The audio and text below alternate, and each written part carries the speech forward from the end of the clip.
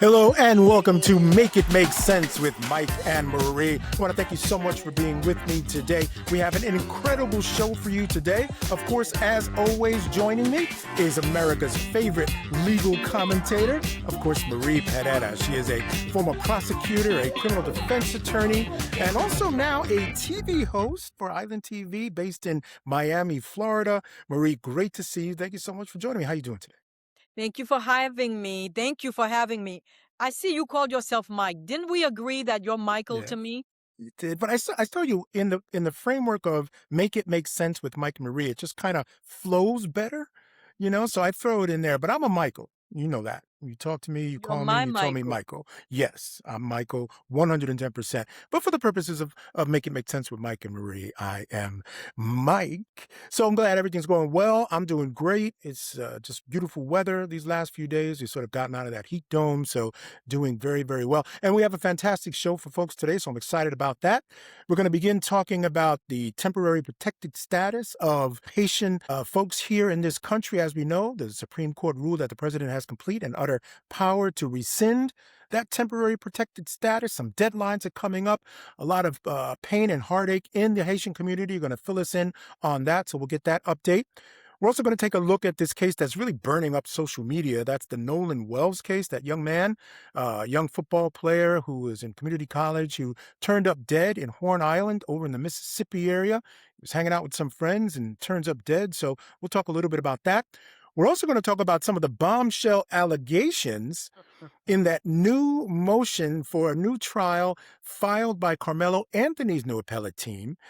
Just some stunning allegations that really answer a lot of questions, but also raise even more questions. So we'll get into all that and more on Make It Make Sense with Mike and Marie.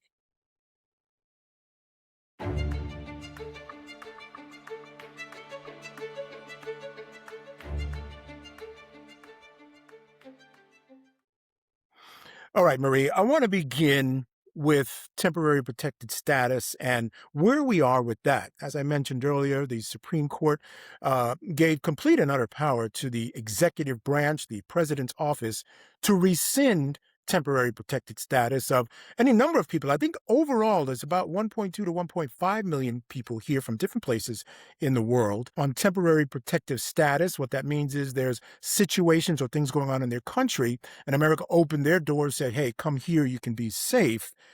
But now the president has the right to rescind it without oversight from anyone. He doesn't even have to give a reason or cause for rescinding it. We know some deadlines are coming. Give us an update about what's happening. You are Haitian, embedded in the Haitian community. Where do we stand now? What's the mood like in the Haitian community? It's a very somber mood because we don't know what's happening. Recently, they extended the validity of work permits until July 10th, which is any day now. After that, we don't know if they're going to issue another extension, but basically it's in limbo. Not a lot of guidance has been given by the administration as to when they intend to send out notices to appear to people who they intend to revoke the TPSs for.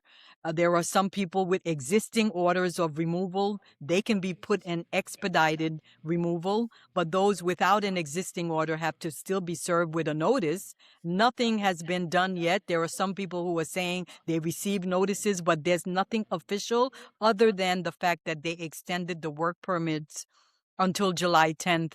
And in theory, if they don't issue an extension, everyone who is employed and working with a valid work permit will no longer be authorized to go to work. Employers will have to fire everyone if there's no extension of the work permits. You know, it's interesting, and I think it's important. I'm glad you mentioned work permits because I think what people need to understand is that these Haitians, they're Assyrians, again, people from all over, they're not illegal immigrants here. They were invited here because they have that temporary protected status. They are able to work, get work permits. And the vast majority, despite the negativity about Haitians from the White House, are very productive citizens here in the United States. So talk to me a little bit about that. The idea that, no, they're not illegal. They're not illegal. They are legal non-immigrants. They're not permanent residents, but they are legal for the amount of time that they allow them to stay here under the TPS umbrella. Usually it's every 18 months. They wouldn't be allowed to work here if they were not given temporary protective status. See, right now they're saying that Haiti no longer deserves to benefit from temporary protective status of people who are living here because they're claiming Haiti is stable enough to go back. So this is what they're leaning on. But the truth is, Michael, Haiti is not stable enough to go back. It's so unstable. Haiti is still on the no-fly zone. So Americans are telling Americans who were in Haiti, hurry up and come home before you get murdered, raped, kidnapped, and you disappear from the face of the earth. But yet with the same vein of reasoning, they're saying to the Haitians who have been living here, some of them since after the earthquake in 2010, that it's okay for you to return.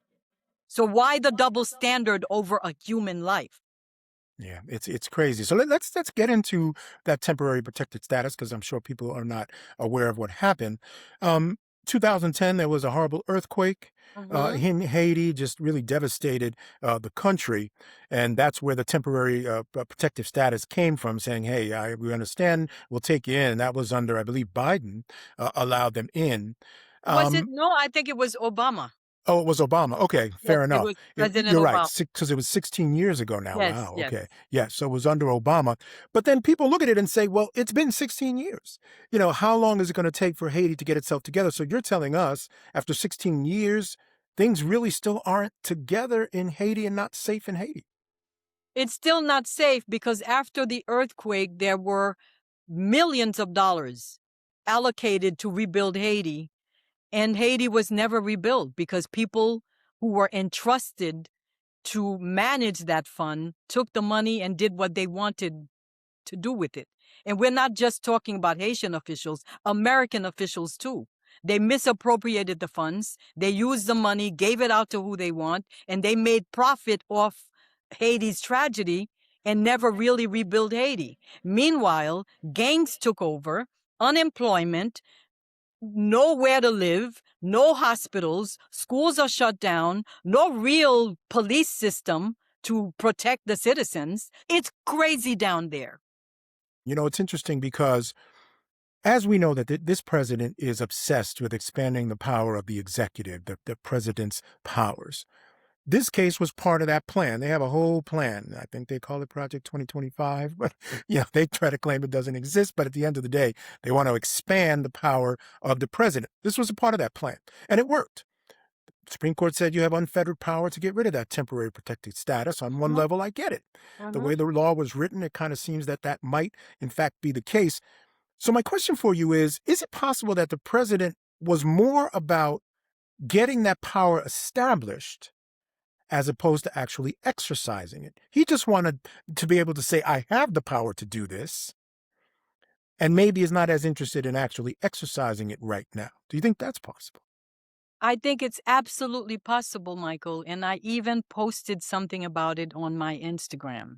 And I said, now that the courts have told everyone, we are not getting involved. The president has the power under the executive branch to do whatever it wants when it comes to TPS. They don't have to do a comprehensive review of country conditions according to the Administrative Procedure Act. And even if they did it and it said Haiti is not stable to go back, it's a horrible place where people are getting raped, murdered, kidnapped, can't eat, can't sleep, don't have nowhere to live, they could still say, and we still are sending them back.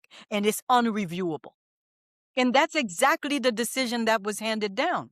So now that they have the power and they control the narrative and they let the world know and they let the Haitian community know, don't you dare try to take us to court to tell us what we can do. We run this shit. Sorry. Fair enough. I feel All it. right. So now we know they run it. They could come back and say, all right, now sit down and we'll issue TPS how we want it. Don't you dare ever question us, because if you do, you already see what's happening. We're putting you in expedited removal. Behave yourselves, Haitian people. Hmm. Know your place, and we'll Yeah. continue to give you the little TPS meal so that you could stay in our fabulous country. Mm. That could happen. I'd Yes. be more than happy if it happened. Right. I wouldn't even be mad. I'd be like, thank you, President Trump. Because at this point, where are those people going back to? You know, you can't be strong in a position where you're the weak person. Yeah. Sometimes you just have to stay humble and pray that, he comes back and he does the right thing. He could turn out to be Trump the Merciful at some point. Yeah, I That's love another that. form of Trump the adulation that he might merciful. want. Yeah. And you gotta hope for the best. I'm hoping that there's an extension on TPS on the executive branch. At least it would give Haitians a break for 3 years All until right. they figure it out. All right, fair enough. We will certainly keep the Haitians in our prayers. We'll keep an eye on any developments going on with this whole TPS issue. Marie, thank you so much for sharing that information with us.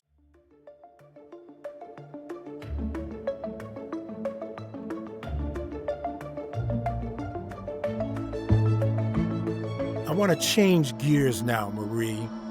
And I want to talk about this case that's really been burning up the internet. I mean, it's incredible how much attention this case has gotten. It involves a young man by the name of Nolan Wells, and this is the young man here. He's in college, in community college. He's a star football player. He was visiting Horn Island. He's from the Mississippi area. This is a common area for folks to go Horn Island, for folks to visit on vacation, spring break, that kind of thing. He was with some friends. And these are the friends. Their faces are sort of pixelated, so you can't see them, but he was with some buddies. He got separated from the buddies at some point during the trip. No one knew where he was. He washed up on the shore. He had drowned. This case first got my attention because it started, again, as I said, blowing up on the internet. The initial noise was about the fact that the major media outlets weren't covering it. And of course, the implication being because it's a young black male, folks don't care about it. But it has certainly picked up. There's been a lot of coverage of it now. When this case crossed your radar, what were your initial thoughts about My initial thoughts is my heart broke for his mom and his it? dad and his family, but I was concerned that they were already on social media saying that it was a black and white thing, that Mm, those white boys murdered that one black boy. Be careful who your kids are friends with. I think we may be jumping to conclusions. I think that there needs to be more investigation before we could even say that there was any type of foul play, much less than the foul play was because of his race.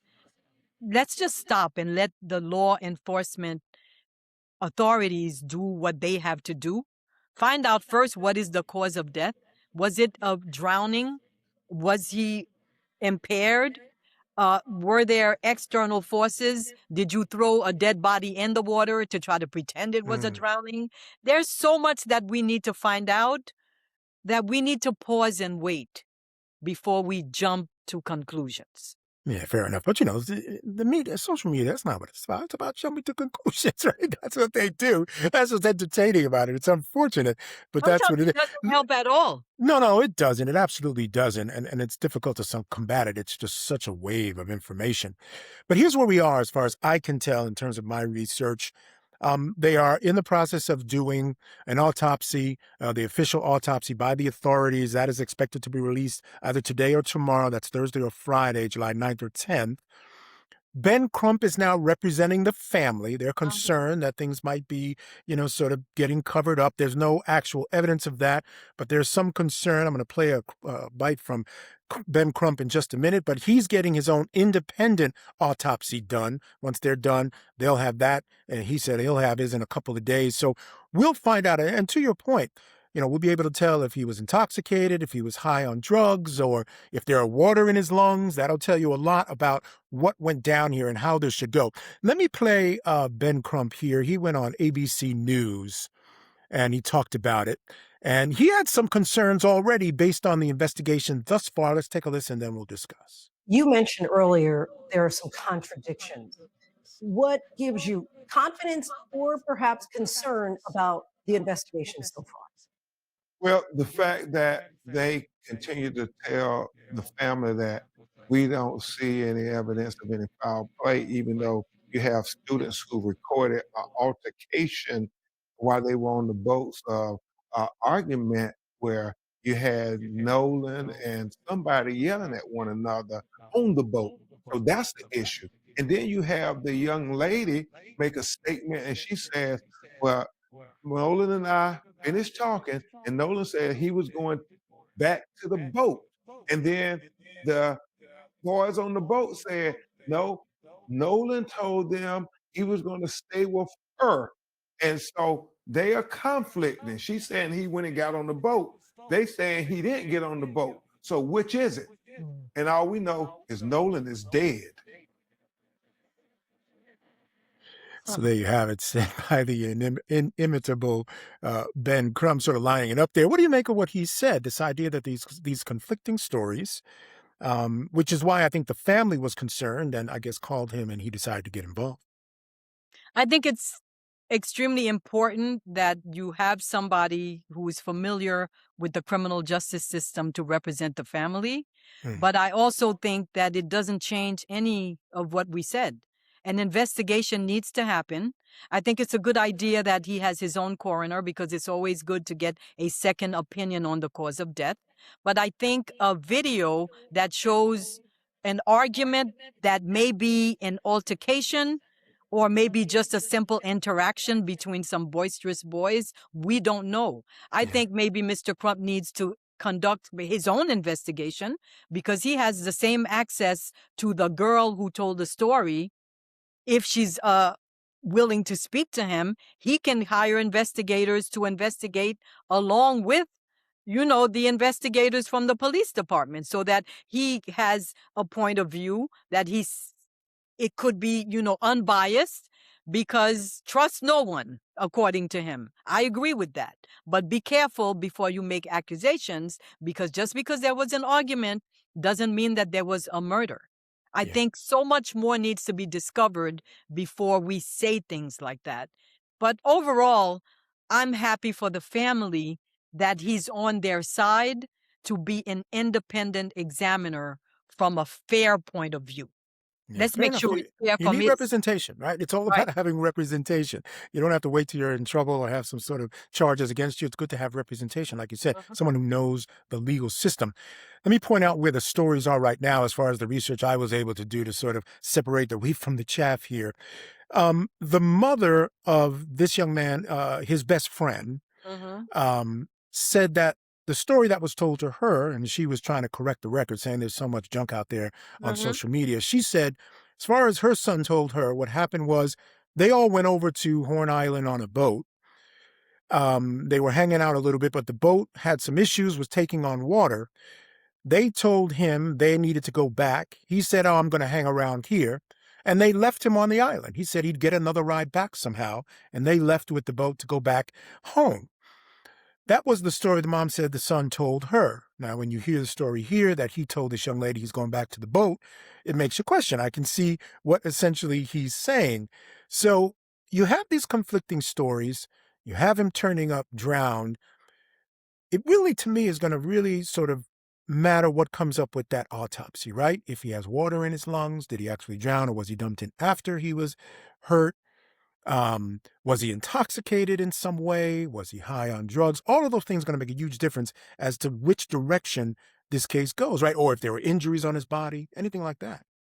Absolutely. This is why we need to wait until after the coroner's report. So for Mr. Crump to be going on, national television to say that somehow, the inconsistent statements from the girlfriend and the video where people are heard arguing is in and of itself enough to say that a homicide occurred is, I don't know. I Now, think now, he didn't say that. To be fair to him, he didn't say there was a homicide. But he was basically making the point that there are inconsistencies. And when there are inconsistencies, the investigation has to take a little bit of a different turn. Because what he's saying is the investigators are telling her family there's no sign of foul play. and it's hard to even say. Nobody has the right to say that until the coroner examines the body. Mm-hmm. How can you say there's no sign of foul play when the coroner has not examined the body? Yeah, Like he's you up to this said, point. somebody could have strangled him on the boat and threw his body overboard, right? Hmm. Somebody might have been fighting with him and threw his body overboard. Somebody who might know that he's drunk and intoxicated might have urged him to jump in the water, jump, jump, jump, which could in and of itself involve some sort of reckless homicide. We Yeah, don't know what happened. We need to know exactly what you said. Did he have water on his lungs? Was he alive when he jumped in the water? Was there any signs of a fight, abrasions, contusions, scalp lacerations? We need to know more. So the police cannot say, oh, there's no signs of foul play based on some preliminary witness interviews. That's not the way it works. Wait yeah, until the coroner determines if there's enough there to say how the young man died before you tell his family there's no foul play. That part is yeah. just not a responsible way to address a death that you Yeah. don't know what caused it yet. Yeah, I think that, yeah, you make a great point. There's a little bit of irresponsibility on both sides. You know, Ben Crumb sort of Yes. stirring things up and them sort of taking that position early on with the family, I think is a little irresponsible as well. You know, it should be this wait and see kind of attitude because even if it comes back that he did drown, that doesn't necessarily mean that a crime was committed, meaning that crime wasn't committed or wasn't committed because for instance, if he had been high and his friends knew he was drunk and couldn't Mm-hmm. sort of operate, and they, as a joke, maybe they're a little high too, they push him in the water and he drowns, that in and of itself could be a crime as well, right? If that's reckless or criminally negligent homicide, because again, if you know somebody's drunk and they are not going to be able to sort of deal with the strong currents, which that area is known for strong currents. So there's so many different ways a crime could have been committed here. Doesn't mean there was. But again, this investigation has to be thorough, has to take its time. You know, if that was my family member, I Hmm. would want them to start with the premise that a crime was committed. I'm not Hmm. going to lie, right? Hmm. And Hmm. I would want them to disprove that there was no crime. So for them to start out of the gate saying no crime was committed makes me believe that you're not even going to be looking for a crime. You need to start from the worst case scenario and make the people involved in the scenario prove that they had nothing to do with a crime. What's wrong with starting with a crime was committed? Disprove me, right? Yes. You can't Yes. just pop out and say, oh, we don't see any sign of foul play. How dare you? When Yeah. somebody died.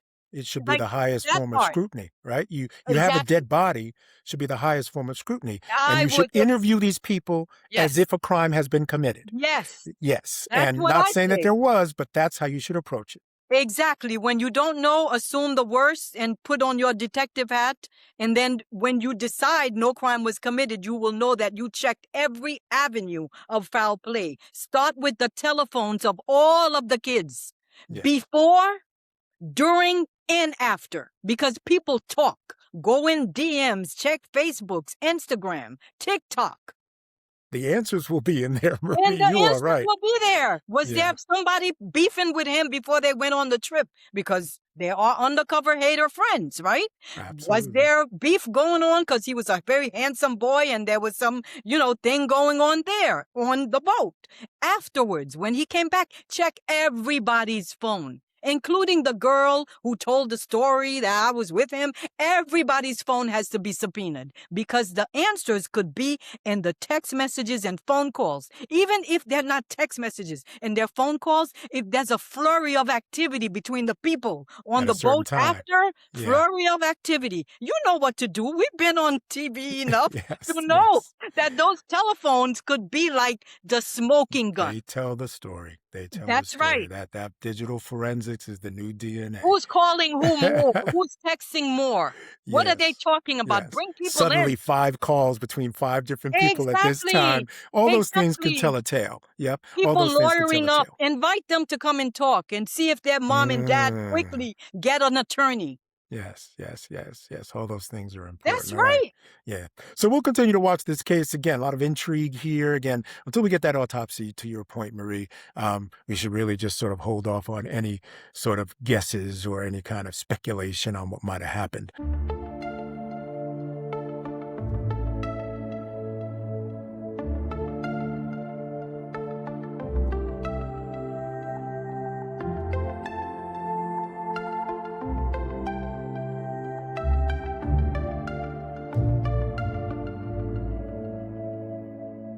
I want to turn the corner here and talk about some bombshell information that came out this week. I got to tell you, this one caught me by surprise. Motion for a new trial in the case of Karmelo Anthony. This gentleman right here, again, this is from the website put up by his new appellate team trying to promote and put out information on Karmelo. They had a motion for a new trial, also a motion to recuse Judge John Roach, but I'll start with the motion for a new trial because there was something in there that both answered a lot of questions and raised a lot of questions. We had wondered about some of the things that happened in the trial, why certain questions weren't asked, why certain witnesses weren't called, why Karmelo Anthony didn't testify. Well, that document tells the story. Apparently, Marie, there was a deal brought up by the prosecutors, and it was a deal with the defense attorney that, according to this document, according to the motion, the prosecutor came to the defense and said, let's try this case clean. Those were his words. Let's try this case clean. What he meant was, we both have information that could hurt the other person's client. So it could hurt Karmelo Anthony. The prosecution had something that could hurt him.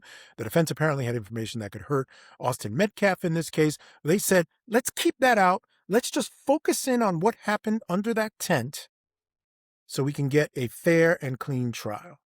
The defense agreed. The defense agreed. So first and foremost, as a former prosecutor and defense attorney, what do you make of that deal? Have you ever done a deal like that? I've never done a deal like that, especially one involving a homicide where self-defense is a claim, because you can't narrow it down to what happened inside the tent. You have to expand into the mind state of the alleged aggressor and the alleged victim. Mm-hmm. So narrowing it down to just what happened under the tent and not even giving yourselves an opportunity to question witnesses as to what could have happened before, what type of person was the victim, or what type of person was the alleged aggressor, for you to narrow down and limit the possibility for cross-examination and keep it just what happened inside the tent is doing your client on the defense end a disservice and is doing your victim a disservice, because without hearing both sides from all of the witnesses and their perspectives, you could lose out on a guilty verdict, or you could lose out and get a guilty verdict.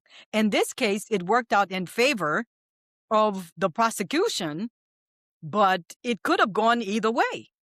Unfortunately, Karmelo was convicted. He ended up not testifying for reasons that is just unbelievable to me. And that all of this went on in secret in the judge's chambers. Okay, both sides agreed to do it. Why the defense would agree, I don't know. But it's just crazy to me that there's no documentation. It all happened with no stenographer off the record. That's insane. Yeah, justice, Crazy. it doesn't happen in the dark. It just doesn't. There's so many reasons here that they enumerated. And, it's interesting because they say that by making that deal, and this, I called it, how are you playing let's make a deal With somebody's life? A young man's life. You're picking box number 1, box number 2, box number 3 with some young man's life. That's what gets me. All right, Marie, the other thing that they do in this motion for a new trial is they say that this deal affected, of course, the ability of Karmelo Anthony to have a fair trial. And they enumerate some of the ways that that happened. They talk about the fact that because of this deal and the idea that they agreed not to bring in this negative information, it affected the way the defense did voir dire. So normally you would sort of massage the jury with the idea, if your story was going to be that, there was this aggressive kid who came up against my defendant, you would sort of begin massaging that idea in voir dire. But because they said they wouldn't do it, the defense didn't do it in voir dire. It affected the way they cross-examined witnesses. They talked about there were police interviews done by those teen witnesses called by the state. And that's where the bad information about Austin Metcalf came out, and both brothers. There were things said in those interviews like they were aggressive, they could be triggered, they weren't going to let anybody push them around. So it was very clear that they could be aggressive boys, and that certainly would have been an issue at trial because again, who was the aggressor was very important, a big issue for the prosecution. So under Texas law, I think that might have made it in, because the only time you can bring in that character evidence for a victim is when the issue of aggressor comes up, and I think that certainly could have been argued in this trial. And so there were all these ways that the reliance on this agreement, this deal with the prosecutor, affected the way the defense tried the case. What do you make of that argument? I think it's a good argument, and I think it may be an argument that could even perhaps add up to ineffective assistance of counsel. Because how do you have a self-defense case between two boys and you have testimony and witness testimony that was given to the police that would tend to show that the victim had a tendency to be aggressor, and you make an agreement that is off the record, nowhere verifiable in writing, because it's all oral in the judge's chambers, that you're not going to bring that up, that you're not going to cross-examine witnesses brought by the prosecution to support their case on inconsistent statements that they made on the stand, as opposed to statements they made fresh off the incident. You just stunted your defense to a degree where it's ineffective. Well, here's the counter argument to that, and I want to get your thoughts on this. So, number one, you have to ask the question, why would this defense attorney make that deal? The only reason why, if I were in his shoes, I would make a deal like that is if whatever information they had on my client was worse and would really put me in a position where I could not win the trial. So we do not know at this moment. The defense appellate team enumerated the things that were said in these interviews with police that could have been used against the Metcalf brothers, but they, of course, didn't put anything about what the prosecution had regarding Karmelo Anthony. We'll wait to see their response to the motion to see if they put it in there. But whatever it was, it must have been terrible. So he made a strategic decision that that was the right way to go in terms of making this deal. So what do you think they could have had on Karmelo that would have made the defense act that way, if you agree with my premise? I agree with your premise. We don't know what it is, but it has to be something that tends to make him look like a violent person, something that could taint his character, his past, show that he's done this before, he attacked somebody before. We don't know, but we do know that he doesn't have a criminal record, right? Yeah, that's what I'm saying. There's no criminal record. You would think if there was something involving knife play or he had stabbed someone before, there'd be some record of it somewhere. Somebody would have unearthed that at this point. The way they've sort of been smearing him online, both parties have been smearing each other online. You'd think that would have come up somewhere. So I can't think of any possibility of what it could be. We'll never, I don't want to say we'll never know, because if they're making a claim and they're trying to get a new trial, perhaps there will be some hearings to support some of their allegations, and maybe they'll bring the attorney who defended Karmelo Anthony to ask him what was his reasoning behind agreeing to that undocumented, off-the-record backdoor deal that ended up blowing up in his face, because I think it prevented him from effectively defending him on the theory of self-defense. The rest of that, they claimed. So, for instance, we had questions about why there weren't any experts called to talk about the sort of prefrontal cortex, the adolescent brain, fight or flight response, the fact that this young man had epilepsy and how that might have played into how he interpreted that situation with those boys surrounding him. All of those things were in play and viable, not only in the guilt phase, but even if you want to question whether it would have been the right thing to do in the guilt phase, what about the sentencing phase? He didn't even do it there because, again, because of this agreement. Remember, the prosecution rested right away. They brought no evidence in sentencing. That was all part of the agreement. And so the only thing the defense did was let the mother talk about how much she cared about and what a good son she had. That was it. Nothing else in sentencing. So when you start piling those things up, it feels to me like this could be something that this court could look at and say this denied him the right to a fair trial. When you say this court, if it's the judge, Judge Roach, is that his name? Yes, Judge Who Roach. is going to be deciding this motion, I don't think he's going to look at what he did or what he allowed to happen to be a point of controversy. I think they are right to ask him to recuse himself because we need fresh eyes who have nothing to do with this to look at what took place in that back room in his chambers to see if he should have, as a judge, stepped up and said, you know what? If you guys want to do this, we're going to put it on the record. Yes. Yes. I'm not going to allow this to go down like this without making sure that everybody's going into this wide eye, litigator eye open, because it just doesn't make sense to me. But it's Let's not talk my about job that. to Why would strategy. Why would the judge do that, Marie? This is such an important aspect of the trial when two sides make a decision that's going to affect the way they try the case, that's going to affect justice. Yes. What would be the reason this judge would not put that on the record? That is one of the things about this. There are tons of things, but one of the things about this that boggles my mind. And the judge got on TV after the case and said how he did everything right. He handled it exactly the way it was supposed to be handled. But when you hear something like this, I don't see how those two statements line up.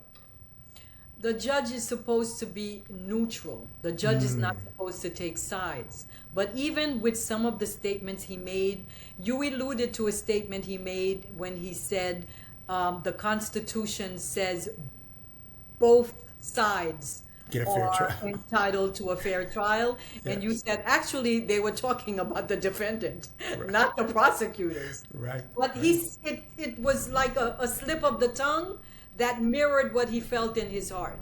So I don't want to throw judge under the bus, but maybe he just wanted to see a certain outcome. And when he heard this deal, he probably said, okay, this could result in the outcome that I feel should happen, that we should have a conviction here.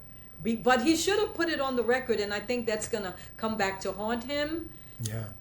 It is. I think that's the most problematic thing about this whole thing was that all these decisions, because it wasn't only this. Apparently they had numerous meetings in his chambers, and none of it's on the record.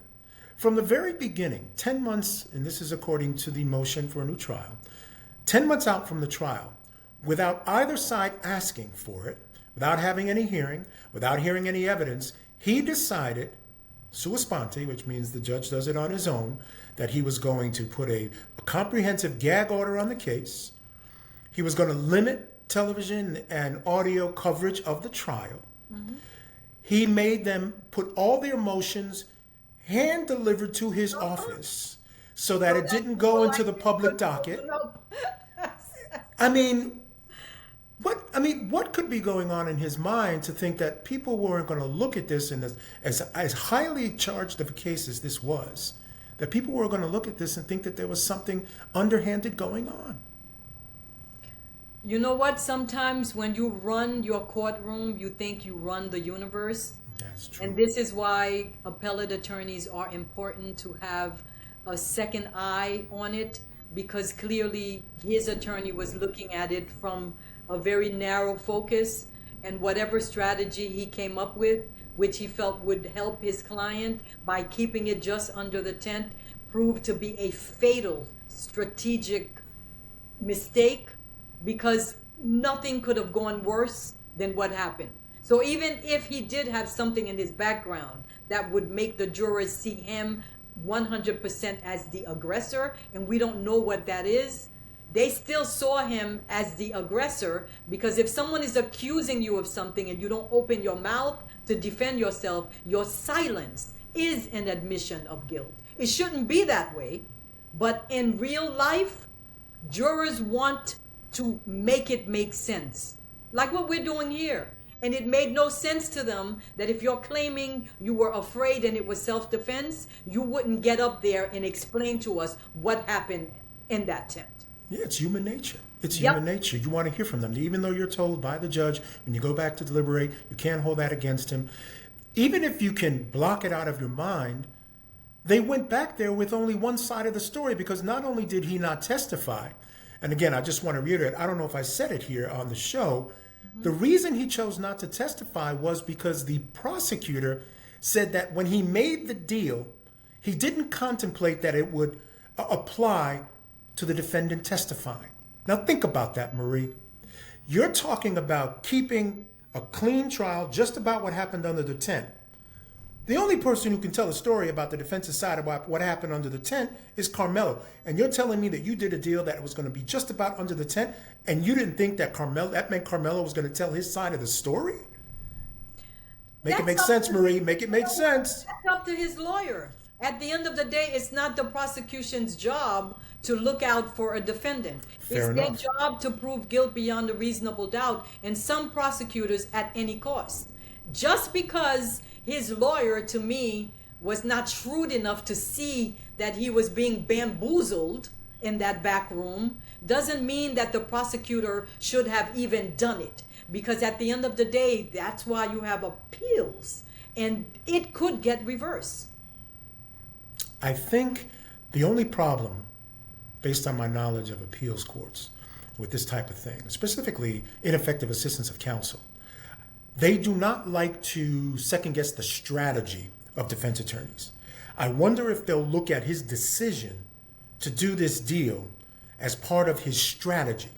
Again, it all sort of hinges on just how bad the information the state had on Karmelo was. If he can explain why he made that deal, they could look at it and say, well, it was part of their strategy. He thought this was going to be the way it was going to go.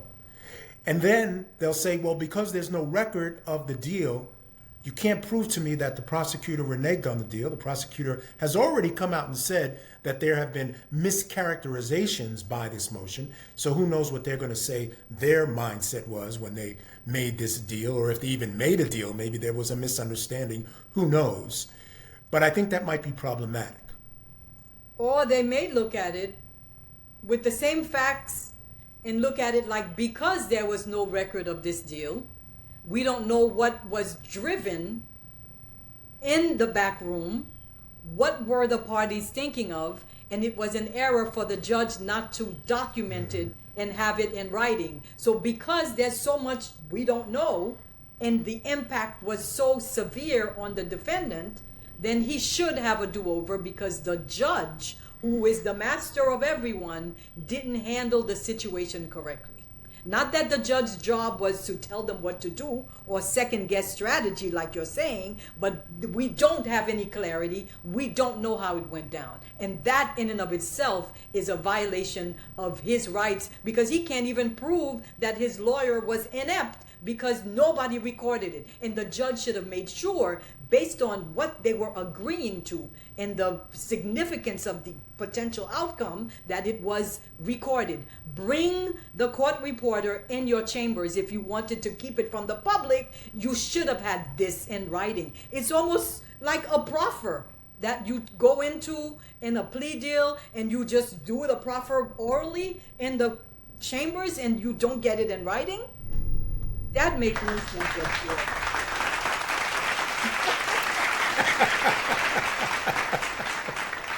Could not agree more, Marie. Could not agree more.